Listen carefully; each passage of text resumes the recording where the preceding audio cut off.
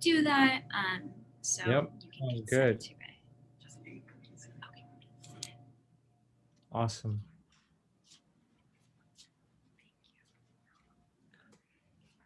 All right, well, it is 2 o'clock, so if you wanted to get started on time, you can. If you want to wait, or 3 o'clock, sorry, if you want to wait, that's also okay. Up Yeah, to you, yeah, I'm Shane. good. I'm good. We can go ahead and get started. So my name is James. I'm calling in from outside of Cleveland in Lakewood, Ohio. And so I work here as the Vice President of Diversity, Equity, and Inclusion at St. Edward High School. And I'm happy to be here today. So maybe I'll pass it to Edward or Sarah. You can go ahead and introduce yourself and tell me. Hi, everybody. I'm Ed Burns. I am the principal at Holy Cross High School in Flushing, New York. And I'm just happy to be here with everybody. So I'm going to just say welcome. Awesome. Thank you so much. I'm Sister Sarah Schmidt. I'm a Sister Holy Cross. I'm here in Anderson, Indiana. I work in healthcare as a chaplain. Awesome. Great. Good stuff. Well, glad to have you. Um, so I'm going to go ahead and get started to be respectful for everyone's time. So I'm going to go ahead and share my screen. So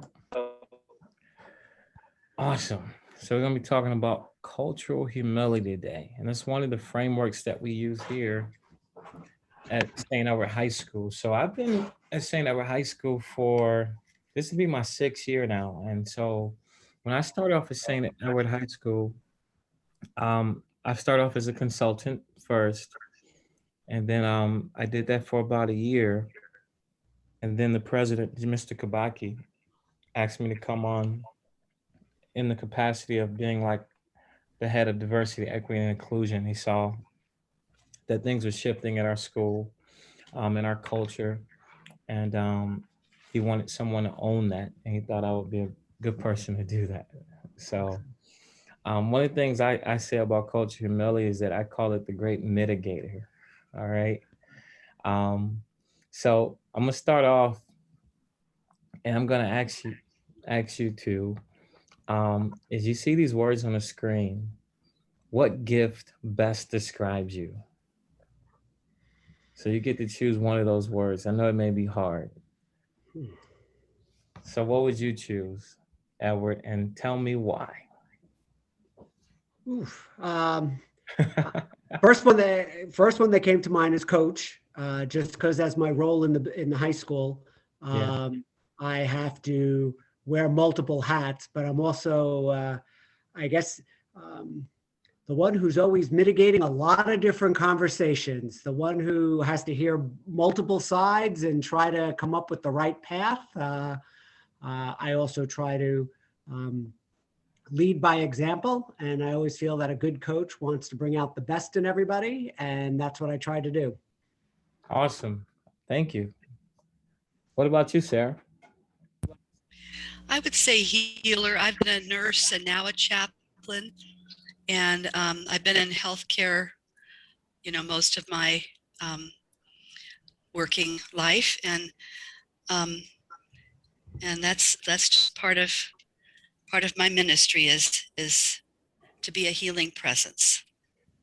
Yeah, I tend to say healer too. Like that word resonates with me. I think a lot of times just in my ministry, and just my call as an educator, and also in ministry too in my church, I always feel like I'm kind of a mediator. I'm kind of helping people find wholeness, so to speak.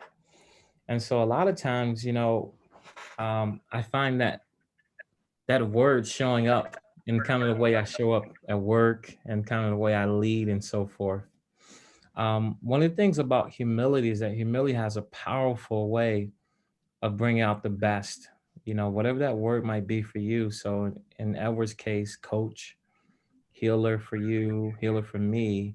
I think humility makes us a little bit more sharper and better at what we do. So let me give you a little background. So we choose culture humility, not cultural competence. And this is the reason why. So when I was working on my doctorate, one of the things that I had came across was this word culture humility. Our president had spoke about it. He said he heard it somewhere. He wasn't sure, but it resonated with him. And so because it resonated with my president, I said, maybe I should look into it a little bit more. And so I started looking into it, and I found out that the word kind of was coined by these two African American doctors in California. And they were kind of tasked with doing diversity training. And as they were doing diversity training, they said that the diversity training was called cultural competence training. And they felt like cultural competence was missing something.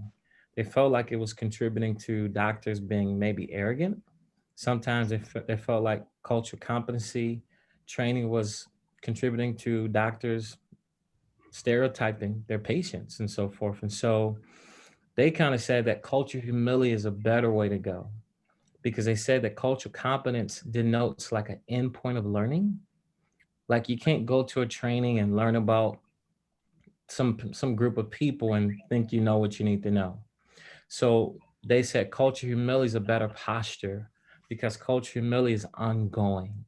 In other words, you will never be the expert or guru in another culture.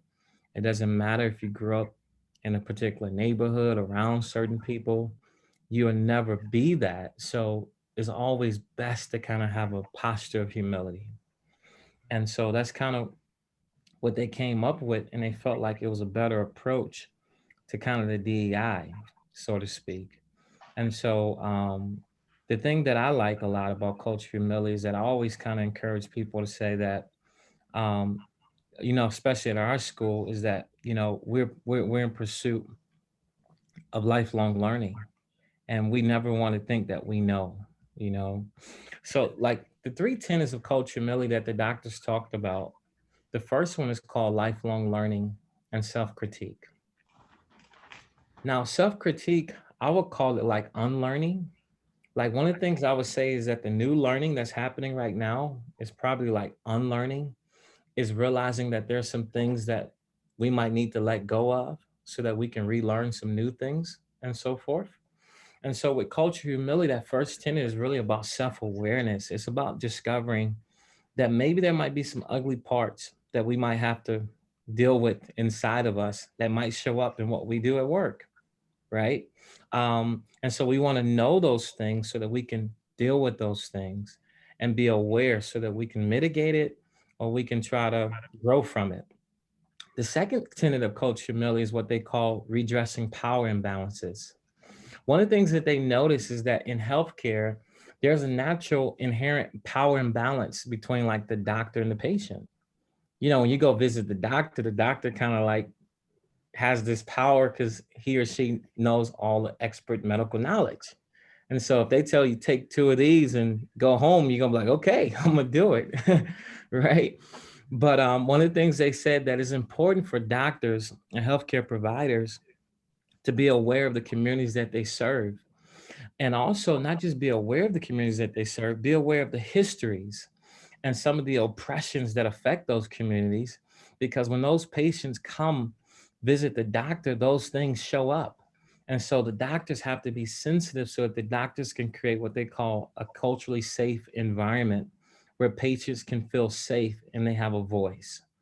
And if you can imagine, that's pretty important. If the doctor's going to help you to get better, you probably want to be comfortable enough with your doctor to be honest, right? And so if you can imagine thinking about that power dynamic, as I was going through this research, I said, this is in the classroom, right? This is in our schools, right? It's parallel.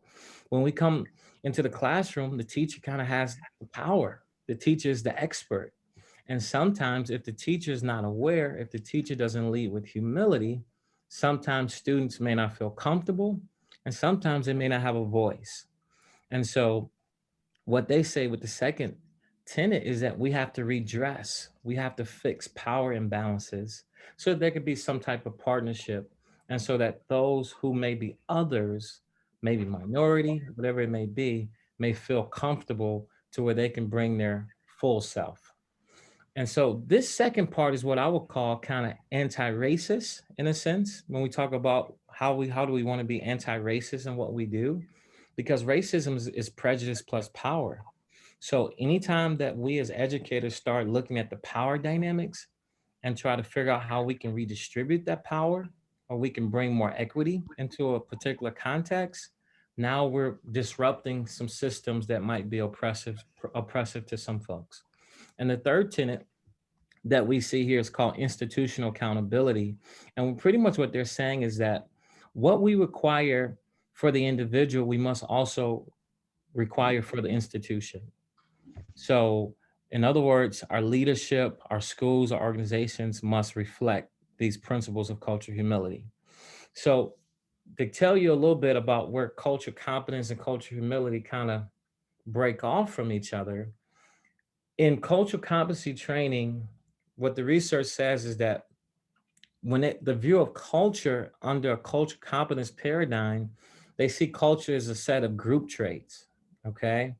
Whereas culture humility, when we train our teachers and our students here, culture humility is saying that culture is unique to the individual.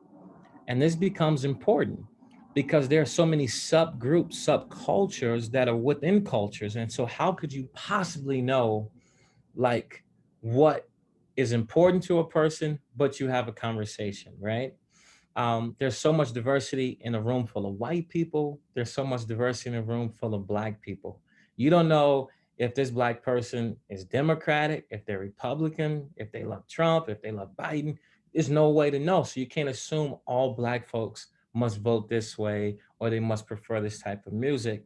So culture is unique to the person because you never know how they were brought up and what they ascribe to. So cultural humility, it puts us in a place, what I would say, to where we're able to be safe, we're able to pivot much easier.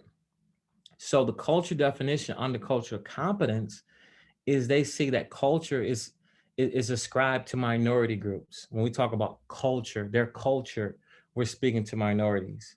But cultural humility under that paradigm, they're saying everyone has a culture, right? Culture is very interlaced, is very complex, and it's a combination of a lot of things, right? For me, I'm Black, but I'm an athlete, I'm a husband, I'm a father, I'm Christian, I'm middle class. There's so many aspects that make me who I am. And so under cultural humility, we say that everyone follows the tradition, right? But under cultural competence, sometimes we may say tradition is kind of limited to immigrants and minorities. And so one of the things I love about culture humility is that power dynamic where culture humility is seeking to be conscious of the power dynamics that are at play so that it can mitigate that, right? But let's go back to cultural competence. Um, Under cultural competence, majority is the normal. And if we be honest, right, at our schools and in our country, for so long, white has been normalized. White is right. And if it's not white, then it's not right. And and so we have to examine that because when we are experiencing our schools becoming more diverse, sometimes if we're not careful and we're not examining it, we're we may not realize this, but students who are coming to our school may be tempted or forced to assimilate just to be accepted. And that assimilation may come at the cost of them losing their authenticity. Does that make sense so far? Yes. Yeah, cool. So one of the things that I drew up for our school, and the schools I work with, I came up with this culture humility wheel. And so we put this up in all the classrooms.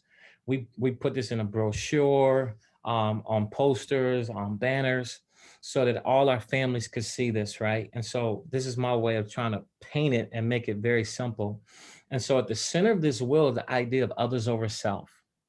So there's a favorite quote that I use all the time, we use around here, that humility is not thinking less of yourself, it's just thinking of yourself less, right? That's from C.S. Lewis. So at the center of this wheel is the idea of others over self. This is what we're constantly reminding our teachers, our students, that we have to think of others you know, a little bit more than ourselves. And then this inner will is what I call the will feel skill process. It's kind of what you would liken to a growth mindset.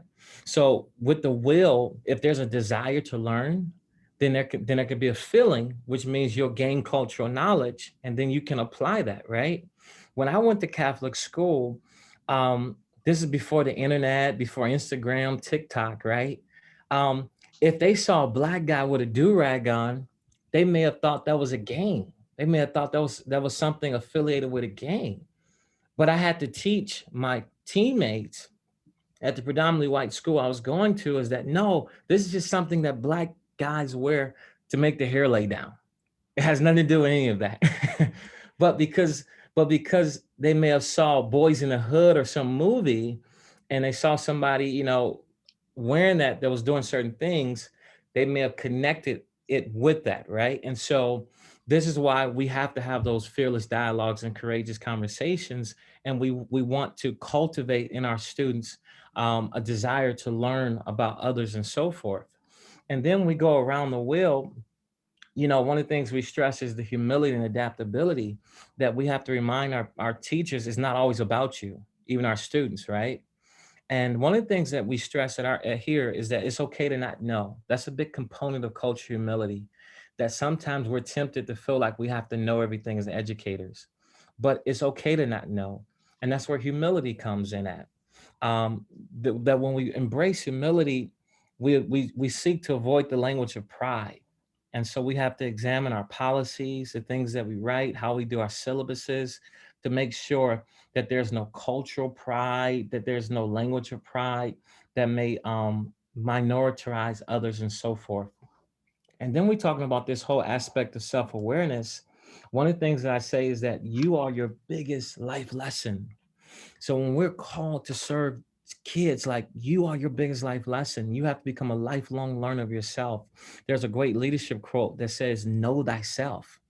And so it's important that our teachers are taking care of themselves, that they're showing up, that they know what moves them, that they know what bothers them, so that they can bring their best self to what they do here in the classroom and so forth. Over here, you know, we talk about understanding that we all have unique worldviews. See, and it goes back to like white being majority, white being dominant. That may be the way you see the world, but we have to teach our students that there are other ways in which we can see the world. That's a way, but it's not the way. That diversity makes us stronger, and there's a blessing in having multiple perspectives. Um, you know, learning what's most important is teaching everyone here how to slow down and how to make room so that people can teach you, so that people can share their story. And that's cultivating empathy and also patience. I think sometimes we're running, we're moving so fast. And if we don't slow down, and if we don't try to get rid of the assumptions that lead what we do, then sometimes we fail to see people and to see them accurately. And so humility helps us to do that, is making time and making room for other people and other voices, so that those voices and their stories can change us. And then the last part here is the advocacy, is where we have to model this. As school leaders, we have to model humility in our staff meetings. We have to model humility as teachers in the classroom. So when we create a culture of humility, it makes it a safe space for people to be authentic and to be themselves. And so one of the things that I write here is, how can we amplify the voices of diverse communities?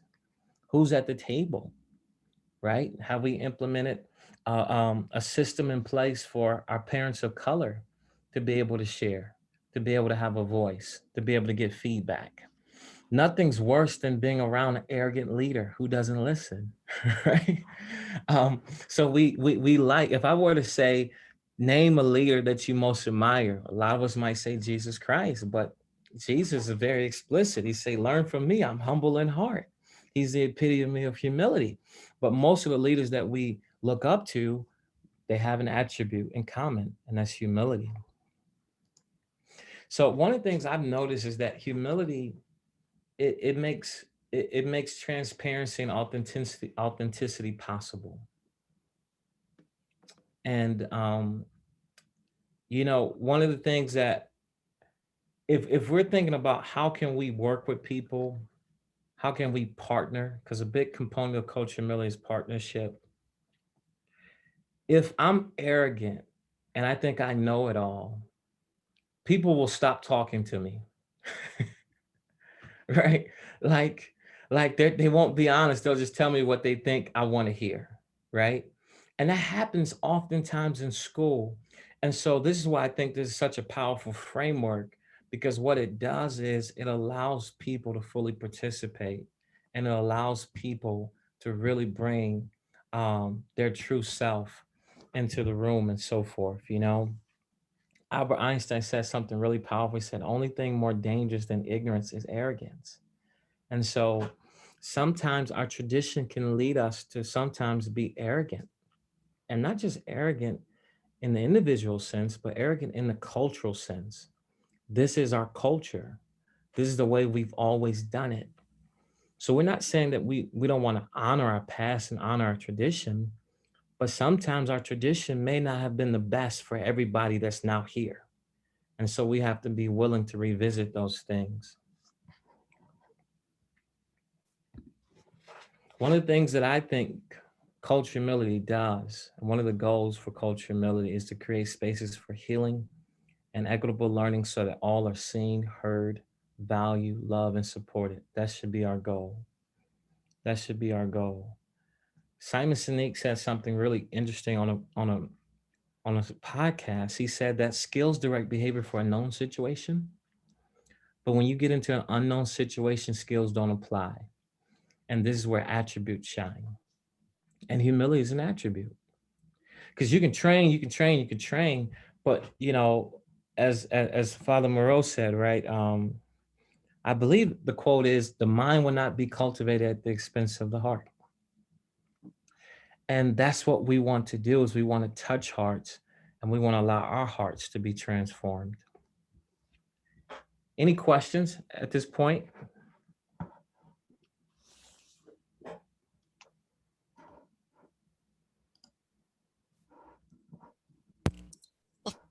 Thank you for bringing in that quote from Father Moreau.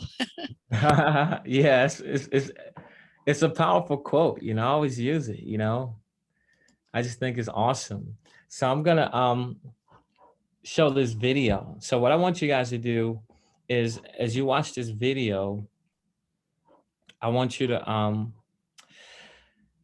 just jot down a few things that resonate with you about culture humility. Okay, so I'm gonna pull this video up. I'm gonna play it, and I want you to tell me a couple things that you hear that really resonates with you. All right. So let me go ahead and hit play. With cultural humility, the goal is to lower your own sense of self-importance, to be open to receive other people and other people's way of life, to be present, to be listening, to be open, to see. We are all equals, and we each have skills to share. If you're talking about developing a partnership, I have something to give and you have something to give, and what are we going to create from that? It's not coming in as if you have all the answers because you're at the university, and I have none of the answers because I am from a minority community. You have to be relaxed, you have to be humble, you have to come not to a lower level, but to a level that people can understand what you're saying, can understand that you want to be there. Body language is such a big thing. If you're not comfortable, then you need to go into a community with people that are comfortable, so you can see how they act, what type of clothes they wear, how they speak to people. Whether you're a professor, or whether you're a student or a staff person, or whatever your station is, there may be this kind of sense, within our egos that we need to approach communities that we're working with a sense of knowing everything, of being the teacher. And in cultural humility, it's okay to not know, and it's okay to ask a question. It doesn't mean that you're not intelligent. It just means that you may not know something. So I think it's just important to approach folks who may have different social identities in that way, with a sense of openness, with a sense of listening and really seeing, listening to understand instead of listening to talk and teach, and occupying the space of being a true learner. I think that's important. Please remember that we are all equals and we each have skills to share. So even though we may not have all of the book knowledge that a university student has, we still have a lot of knowledge and skills, and we're still moving forward. And we need assistance with moving forward. And there's probably a lot the university students could learn from us too.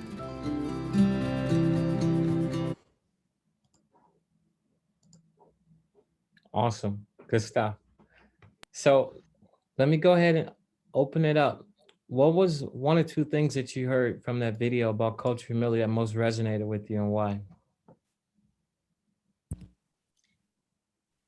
I saw a lot of inclusivity just by the people that were interviewed. That struck me. Yeah, that's good. I enjoyed hearing the fact that really to be a skilled listener, you need to be present in the moment and really just listen to the individual who you're speaking with. I also thought it was really great to hear that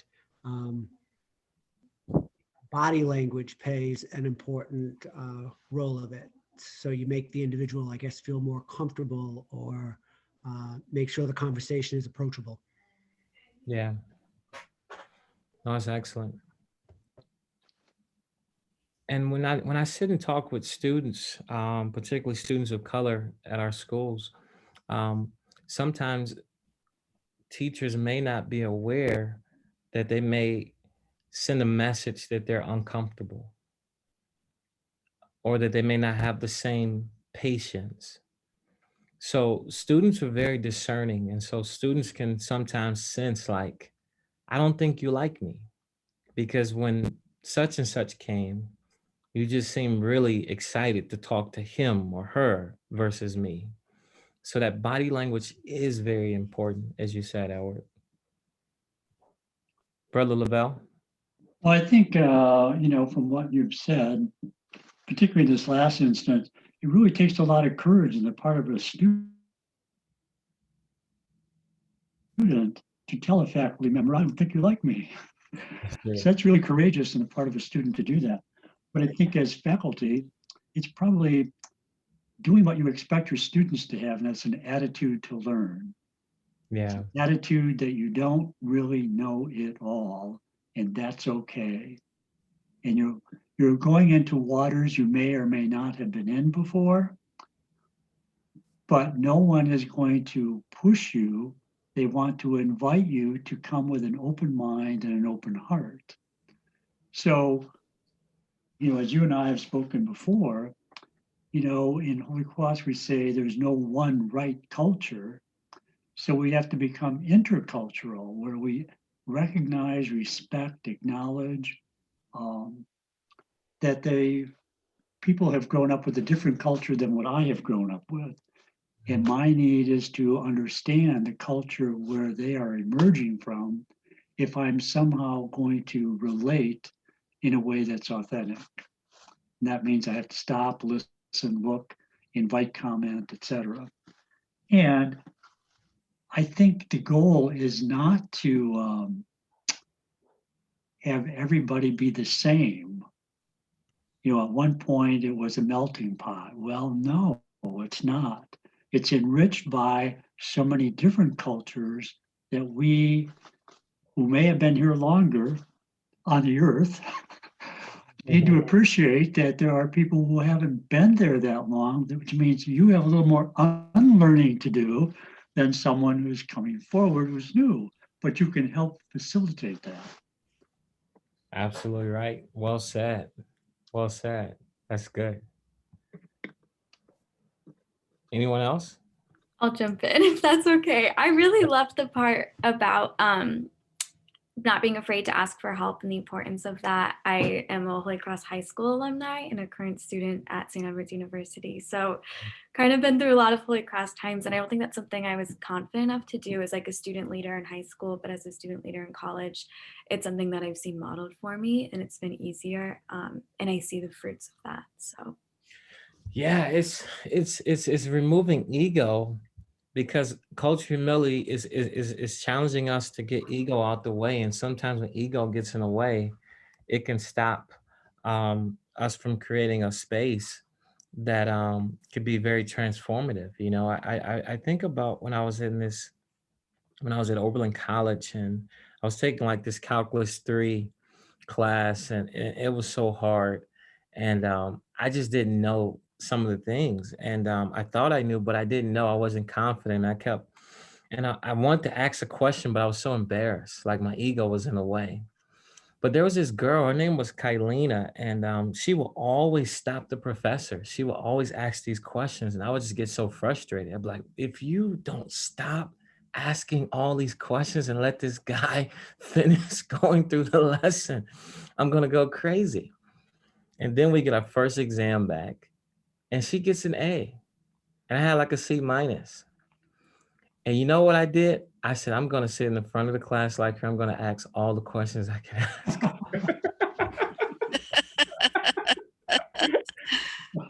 Because I was like, you know what? I gotta pass this class. You know, it can't be about ego. And so that's why I think humility is so powerful when we think about it. Sometimes we think it's like a weak word or something like that, but it's not weak. It's actually takes courage and takes strength to admit when we're wrong and to admit when we don't know and give others the room to teach us. And that's something that we have not done in education, because there's a level to where we think we got it. We think we know what to do, but we don't give others the room to be a part of that process. Um, so let me show you this right here. So if you look at this right here, one of the things that you see, we all heard of Maslow's hierarchy of needs, but this is Maslow's hierarchy of inequity. Okay, so when students are coming into our schools, right? Everyone's not starting at the same place. So for communities of color, that climb is steeper, right? When we talk about just having some of the physical needs met, right? And then we move up to the second layer just for our safety, right? So that climb is steeper for maybe a Black and brown student who's coming to our school, right? If our schools are predominantly white institutions, they got a much steeper climb to feel safe, to feel comfortable, right? When I first went to my school, right, I was one of the only Black kids in the class, right? I was trying to learn, like, you know, they say they gave us the dress code during orientation, but when I showed up, my dress clothes were dressy. Right? Like, you know, I got like these shiny shoes, right? Then everybody else is wearing these different type of shoes, right? Um, you know, these Sperry's, and I'm like got these Stacy Adams or something, you know, like, you know, I'm wearing my pants are more silky and stuff. I'm like, Mom, you gotta go back to shop. We gotta go back shopping, you know, like I'm standing out. So I didn't necessarily feel comfortable. I didn't feel safe, right? And so when that safety is not in place, then it's hard to feel like you belong. And so for some students, that climb to feel like they belong is so much steeper, right? So when we talk about the top of the pyramid, when we wonder why there's this education achievement gap, right? And part of it is because education has been based upon white middle class values. That's what dominates how we structure that. So when students come, sometimes there is a cultural mismatch. So they're trying to adjust, right? And so that might be why they can't perform the way they need to quite yet, because they're still trying to find their place. And we see that a lot of times, is that for some students, it might take a year or two to be at our schools before they feel like I found my place, because the climb is steeper. So at your schools, you may find an African American or a brown child or whatever. It might take that junior year before they feel like I kind of feel like I'm good. You know, I know people and stuff like that. So we want to be aware of that so that we can begin to create a culturally safe space so that that can happen, right? So look at this picture right here, right? And so what we see is we see this. Let me not say that. I'm going to open it up for you guys. What do you see? I'm going to open it up. What do you see? How do you feel? Who do you see when you see this? All kinds of barriers to moving forward. Mm-hmm. Good, good. Anyone else?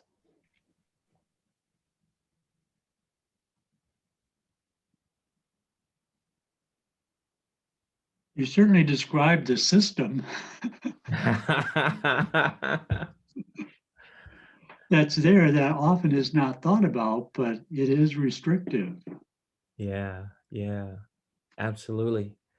And what happens, this where professional developments become so powerful so we can have these conversations because 80% of the teachers are white females from suburbs that may not have these experiences sometimes.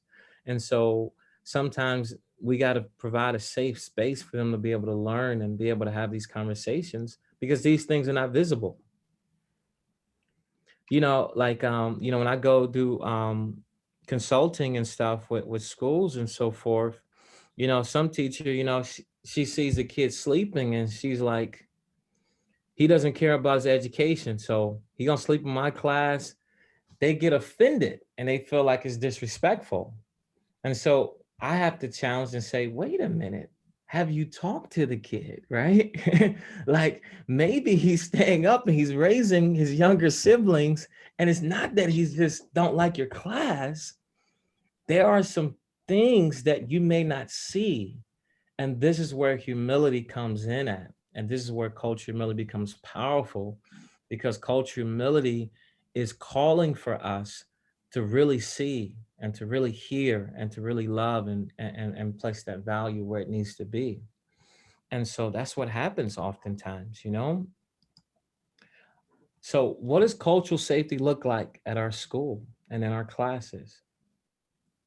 What do you guys think? What do you think cultural safety looks like? Because that's one of the third things we saw in Maslow's hierarchy, right? Is that love and belonging and that safety, right? That if we want kids to be able to fully participate, we really want them to be able to feel safe. What do you think that looks like?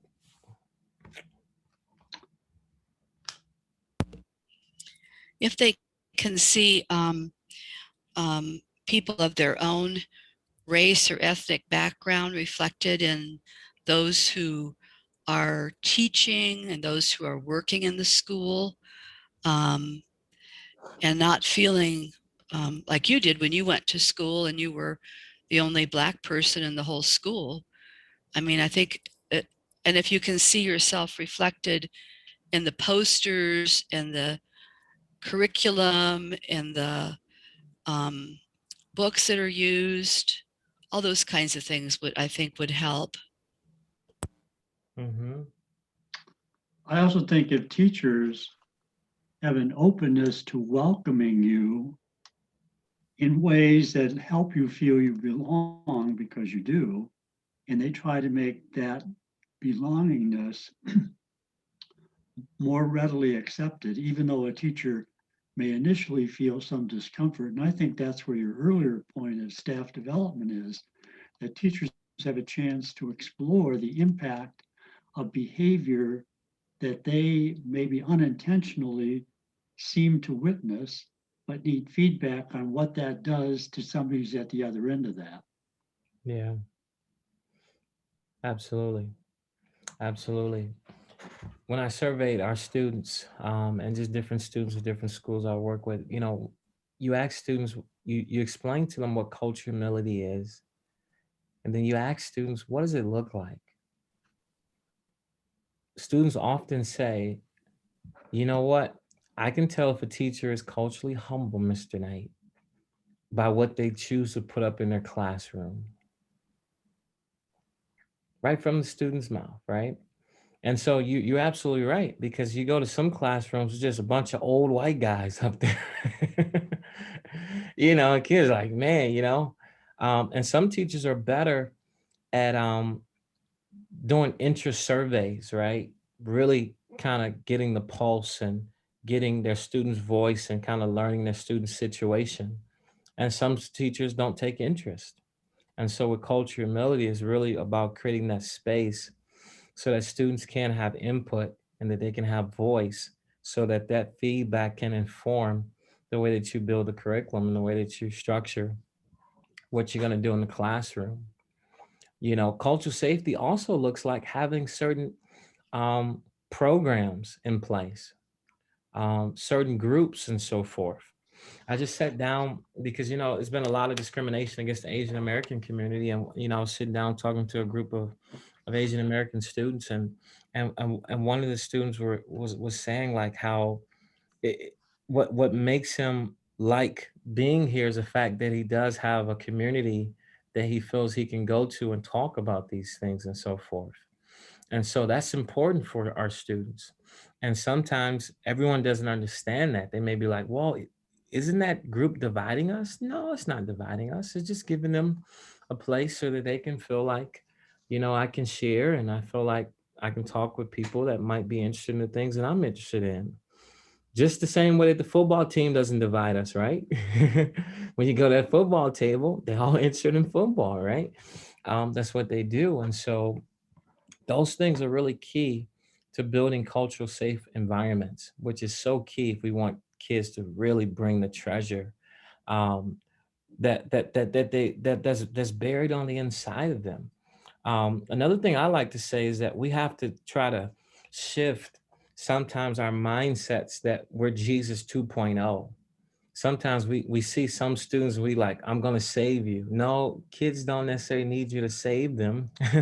They don't need you to be Jesus 2.0. They really need you to listen. They really need you to, partner and just listen to what's important for them. One of the things we know about brain rules is that the brain seeks to minimize social threats, maximize opportunities to connect with others. And so social safety is really key because some people are battling things in their mind that's stopping them from fully participating. Let's look at this picture right here. What do you see?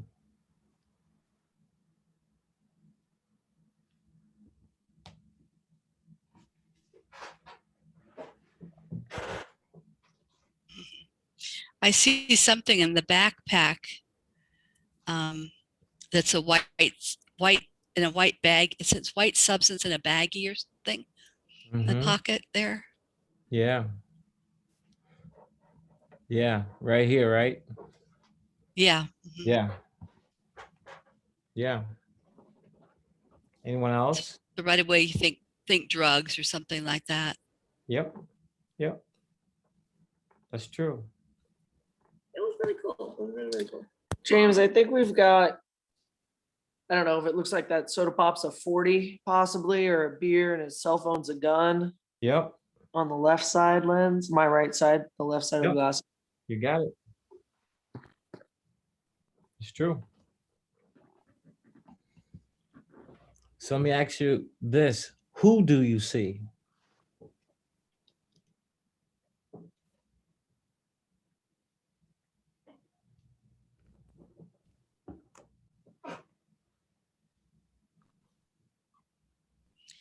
He looks to me it looks like a man because there's a lot of muscles, but that might be biased too, to think that it's a guy, but Yeah. and there's a lot of tattoos on the arm, so that could lead one to think, is this a gang member? Mm-hmm. Yeah. Because for some people, these are the glasses that they look through. Outside the glasses is just a black kid with some dreads or braids with a book bag, drinking a 7-Up, texting, But for some people, that lack cultural humility, right? They see a criminal. Like, it's a lot of data and research that talks about how people see Black and brown children as more older. They're 13, but they see them as 19, right? So there's a lot of research with that, right? Um, in the glasses, you see the handcuffs, so you see criminal. You see thug life tattooed on there, but, outside of the glasses, just a normal kid, you know, with some hair pulled back and so forth. One of the things is that, I would ask is, where is hope in this picture? Where's hope? Right? And who don't we hear? Who doesn't have a voice? These are the questions that culture really seeks to answers for, right? Um, I was talking to a colleague and he said something really interesting. A lot of times we're trying to fix a system that we're not a part of. And it was very profound.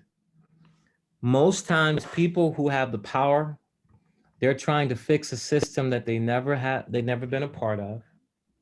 They never visited. And so we wonder why the system doesn't ever get better. Because no one takes time to ask anybody who is in the system or who's a part of the system, how can you be a part of the solution? And that's one of the things that the African American lady said in that neighborhood about cultural humility. She said that the university students, although you're in academia and you're getting all those fancy degrees and you're becoming a doctor and you're coming to help, there's some things that we can teach you too. And another thing the lady said, which was really powerful, if you don't know, just go be humble enough to go sit next to somebody who might know and watch how they do it. Just go sit and watch somebody who's from that community and watch how they sit. Look at their body language. Watch how they talk. Cultural humility is about being a student and never graduating from that place. Like, if we can stay lifelong students, that's powerful. That's powerful, right? So, good stuff. One of the things that I would say, culture, when we're talking about culture humility framework, we have to shift from what is wrong with the student to what is wrong with the system or the culture. You'll hear teachers say that. What's wrong with them? Well, maybe something's wrong with us. Maybe we're not doing something right? We don't ever think about that, right? Maybe something wrong with everybody. but if we always look at what's wrong with them, then how can we really improve and get better, right? So we have to shift. That's the humility part. What's wrong with the way we do things, right? We got to shift from what did the student do to maybe what was done to the student.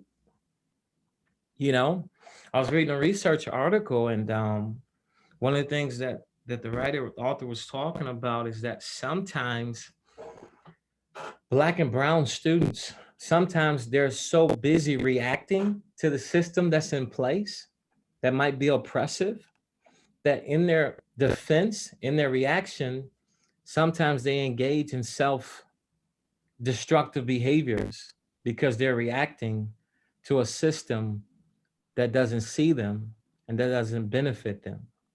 And so this is where we examine these things. That's one of the second tenets of culture humility, looking at the power dynamics.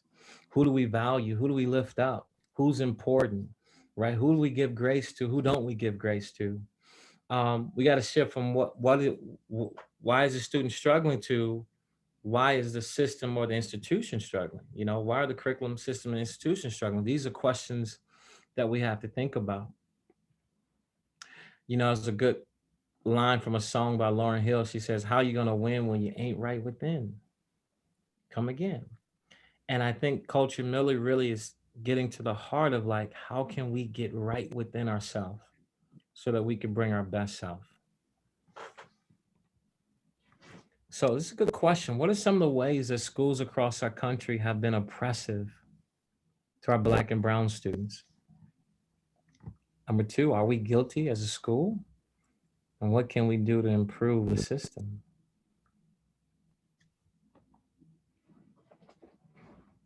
What are some ways that I'm across kind of country- Go ahead. looking at it from a healthcare Yeah. perspective, but in the emergency room, so many people get profiled as drug seeking, you know, and especially if it's a Black person, say they have sickle cell crisis and they're there because they're in pain. They might get labeled as drug seeking. What they really need is care because they're in a crisis with their sickle cell. Yeah. That's good. That's good. Anyone else? Well, I think schools have had a challenge to try to address some of the issues you've identified, and that is to, I don't want to say accommodate, but welcome people who see the world differently. And you set up standards, and that's one of the things in Holy Cross School that it struck me was you don't ask or expect a student to meet the standard. You rather help the student reach the standard by where he or she is right now. You can't say, well, you don't meet the standard, forget it, you're not doing it. No, what's inhibiting this student from coming to the standard? What has been holding him or her back? And you're only going to find that out if you engage them in ways that you have an authentic conversation. And sometimes, I think in the past, it's issues that people proceed and they don't know that they don't know. Mm-hmm. And as a result, they start acting that way. And until someone's brave enough to say, no, stop, slow down, let's look at this in another way, because this is what's going on and you've missed it. And that's where your cultural humility comes in to say, you know, I ought to listen to this. I probably don't know that I don't know. And if I'm going to know, I'm going to have to find out from someone else who's going to have the courage to tell me. Yeah. Yeah. That's good. That's true. I think also, James, it's our entry points in which we, especially in the Catholic school system, I think there's less ability in the high schools for our kids to move levels. Like when you look at a lot of our AP classes and our upper level classes, they're way less diverse than our college prep. Yeah. And those kids come in at the college prep level and they're comfortable. So that's fine. That's just their choice. But we don't put in those interventions that brother was just talking about to help them see the greatness in themselves to make that jump. Yeah. I think we hide a little bit of that and just kind of like, well, they just came in with those scores, so they're going to stay there, and that's fine, and that's great. That's so true. Like, you know, that's one of the things I'm able to do. I'm able to advocate because I was that kid, you know, from a single mom growing up in Chicago, and sometimes just a lack of exposure. And so I didn't do as well on the entry exam. So I was in regular courses, but there was a brother, I'll never forget his name, was Brother Haas, and he saw my potential. He said, I'm going to move you into honors. You shouldn't be here. And that's culture, humility, in action. You need more teachers like that, right? That say, you know what, I believe in you, and I think you need to be in a different environment. And so all of a sudden I was in AP courses and so forth after that. But that's one of the things that we really try to push here is to get teachers to get to know their students and to try to identify those students that are capable, because sometimes we put a lid on students' potential because of our biases, because of scores and so forth. But environment is so powerful, right? You get in the right environment determines what can grow, what can't grow. And that's why it's so key for us to be intentional about the environments that we're seeking to create. That's good. And I think, as you suggested, many times students don't know that they're capable of doing more. No one's ever told them. That's right. They have come to a system that just, let them float through. And suddenly someone stops and said, you could really do a lot better than this. Mm-hmm. And I really like you to try doing this. And let's look at ways that you might make some changes to make this happen. Mm-hmm. Then if they know that you believe in them, they're going to start to stretch. Yeah. But they need somebody that actually believes in them and say, I know you can do it. And then they need to recognize, hey, he may see something in me that I don't see in myself. Mm-hmm. But they've got to have confidence that you really care about them and are willing to, challenge them to move to the next step. But they might need a training wheel to do that. Yeah, you're right, brother. That's true. That's true. What do you see as you look at this? Lots of obstacles, lots of them. That's right. This is what we have to teach our students, right?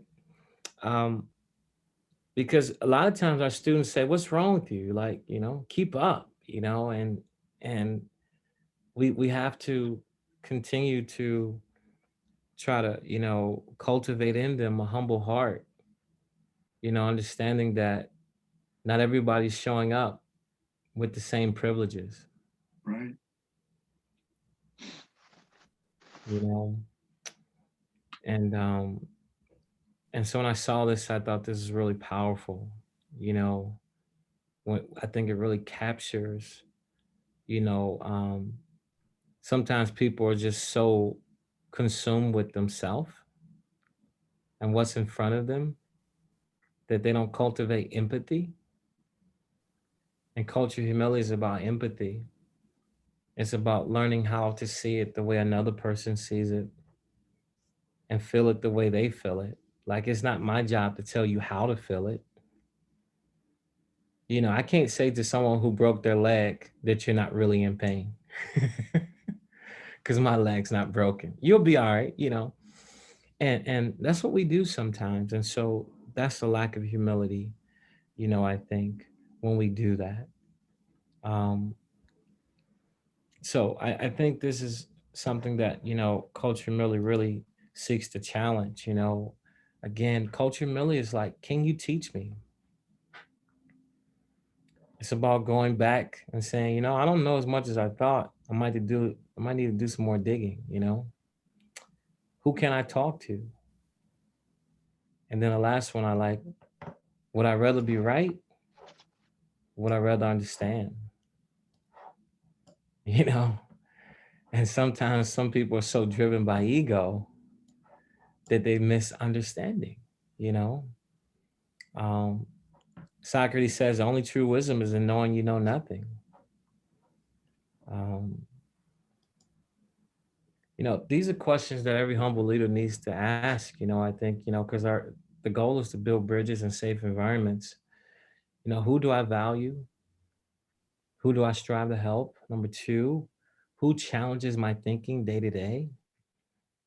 That's why it's important to have other people at the table with us so that we don't have groupthink, so that we have people who provide different perspectives. Who am I advocating for? What beliefs do I hold that prevent me from growing? And how can I leverage my power to benefit marginalized communities? It's something that's important. One of the things that we did when we began to apply this framework here at St. Edward High School, is that one of the big components of culture mill is really reflective listening. And so, I said, you know what, we're going to sit around and have a bunch of good food. And we invited every leader, every staff member, and each faculty member with their departments to come sit at the table and just to sit with kids, particularly our students of color. And so we did this about 3 years ago. And, one of the things I wanted to ask is I said, would your experience at St. Edward be different if you were white? Do you feel like you have to fake it to fit in here? And so teachers, teachers being teachers, they want to ask questions, but I said, you can't ask any questions. This is just your time to listen. And it was hard, because teachers are used to talking all day long. But this is their opportunity to hear the stories of students and to be transformed. We need to do this assessment. We need to have this type of cleansing within our community. And, a lot of teachers were crying because they heard things that they never knew, was taking place with some of these students when they were coming. And so that's one of the things that we did is that, we really began to just sit and have some discussions and so forth. And so we pre-surveyed the teachers, and then we did post surveys to kind of see how did those listening sessions impact, just their perspective, their heart, their feelings and so forth. And then we discussed things and so forth. It was really powerful because it was able to give us another perspective to inform us, as we went forward. We started rolling this out into the classrooms, and we began to teach our students what does culture humility look like, peer to peer. What does it look like in our school? What are the principles of culture humility? So we did this with every student here, and we continue to do this and just continue to teach them the principles and the tenets of culture humility and give them examples of what it may look like in the sports context, in the classroom, people being intellectually arrogant, not intellectually humble.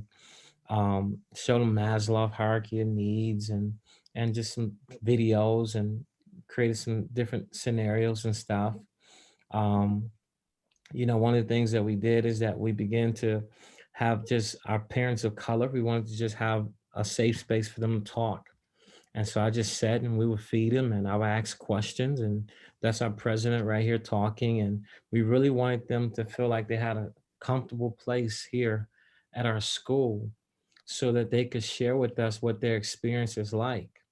And we got very valuable feedback, from that. One African American mother said that she missed out on some money because the way that the financial aid application was written, it wasn't clear. Like there was a question that said, are you a part of the diocese or something like that? And she said, well, I'm not Catholic. So she said, no, but the question really wanted to know, would you like more money from the diocese to help you pay for school? So she missed out on $2,000 because she thought you had to be Catholic. And so she shared that. And so we was able to go change the way that application looks like, right? When we ask that question. And these are the benefits that we get when we create these spaces for people to talk and for people to be honest. They can share their feedback. And so right here, we have like a soul food night, and we bring in alumni, come back and talk, and so we're celebrating diversity and giving people an opportunity to know that this is who we are. So that's some of the things that we did there. We had a retreat with some parents so that we really can get them to be ambassadors, because my goal was to have parent nights, but I really wanted to make sure that our parents of color were very comfortable. So I was equipping them so that when we had these discussions like we're having now, we wouldn't just have a room full of white people talking about culture humility, right? Is that we really wanted our parents of color to be ambassadors and be empowered so they could share their experience, because we needed their voice to be able to have these fearless dialogues and so forth. And we set goals and we empowered them. And what you see here is we have culture humility parent night back here. You see the culture humility wheel. We have the culture humility brochures here. We're really laying this out to parents. This is like a kind of like a dating line. It's get to know you, but we're asking questions and so forth. And one of the things the parents learns is that they're so much alike. One group of parents might be on the east side, one might be on the west side, but they were able to talk about some of the biases that they were holding and just really be able to really help to reinforce it, so that some of the things we were doing with the students, we were doing that with the parents as well. So the parents were very much aware and educated on what we were trying to do with this framework as we were laying it in our school, laying this framework down our school. At the heart of the culture, Miller was relationship. So I took the data and I had to look at the data and say, our data shows that our Black kids can't dress. So I don't think that's what it is. I think there's bias, right? So we had to look at the discipline data, and by looking at that data, we restructured our discipline model so that it was very relationship based. So that we got rid of the detention part, so that teachers had to have a conversation with the kid before you just try to easily dismiss the kid, right? We wanted to mediate. We wanted the teachers to have relationships, because that kid got to come back to your class, right? We really want that student to know that you care about them. And so we wanted to try to break down that wall and so forth. So that culture really framework really began to try to affect every system that we were doing. Over the last year, I started this podcast called In My Shoes. So we wanted the alumni to really begin to understand what this culture really was about. So culture really, one of the ways that you can heal racism is just by giving people an opportunity to learn a new story. A lot of times the ideologies that we have is because of the stories that we hear. And usually the story is from one side. There's one dominant narrative.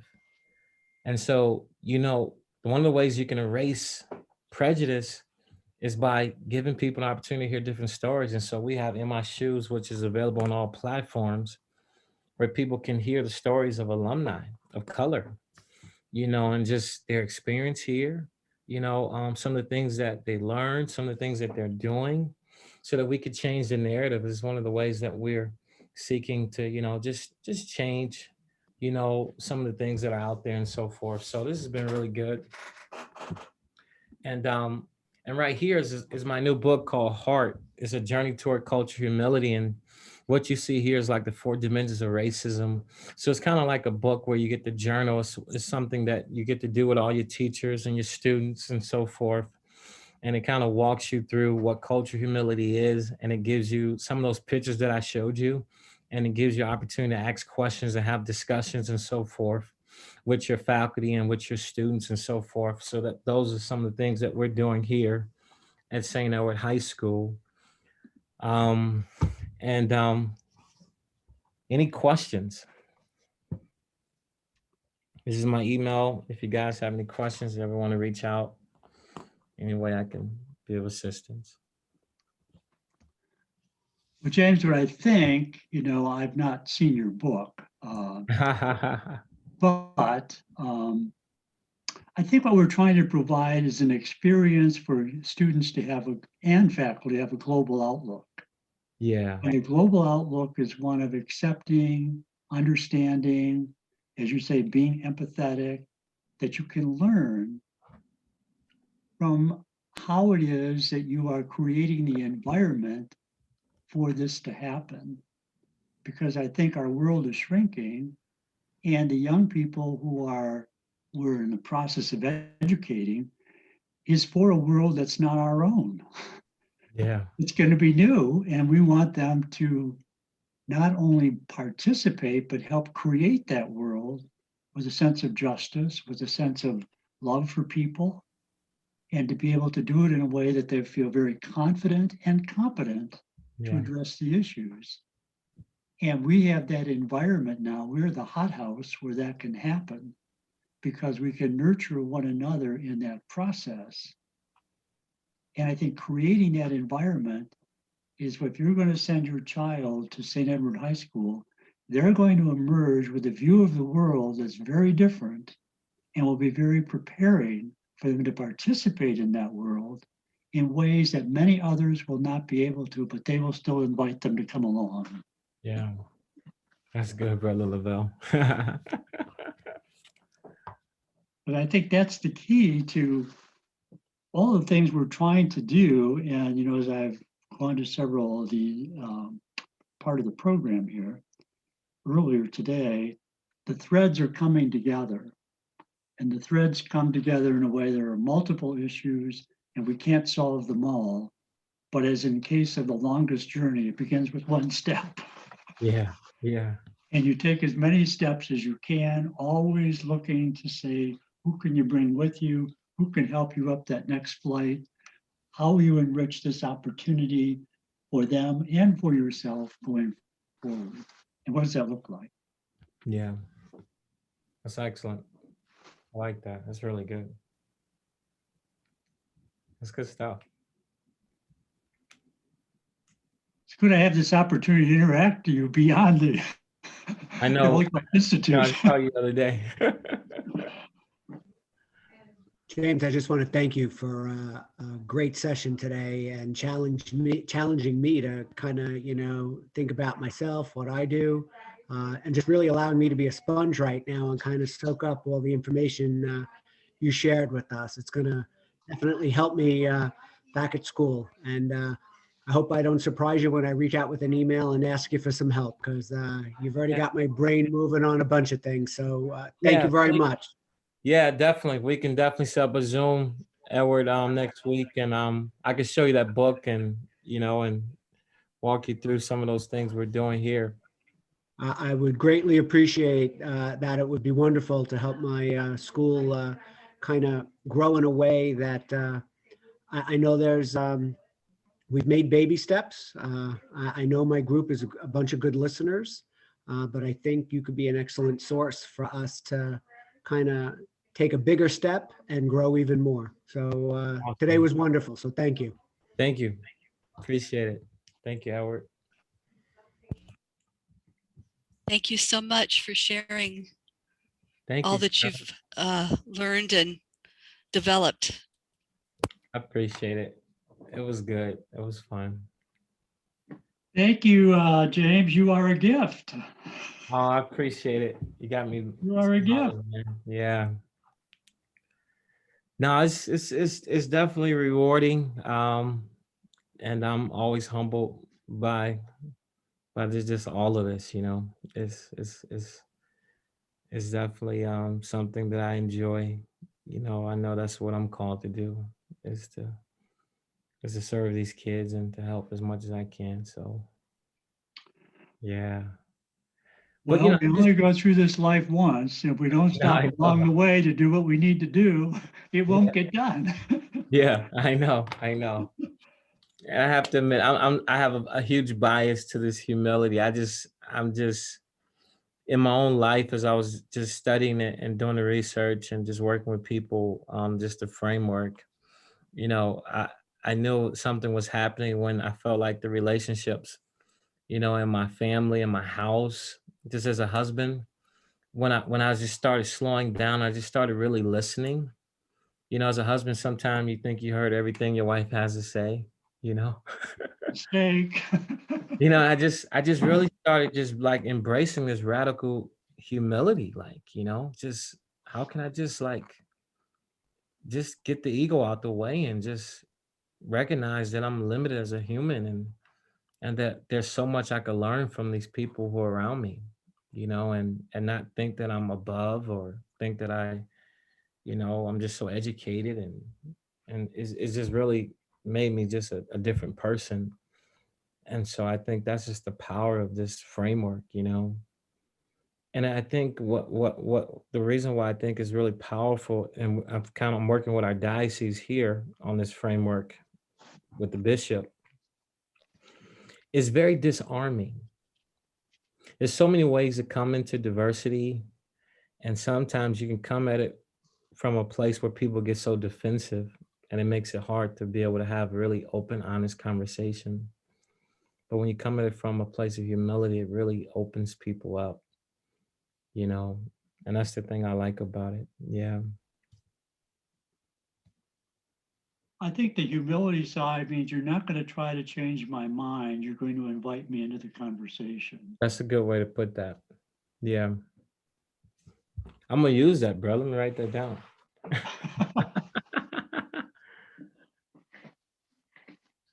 James, I would just like to echo everyone's thanks of you for speaking at the Convocation and for the thank you. session. And thank you all so much for attending this session today. Thank you. Awesome. Cool. Well, everyone,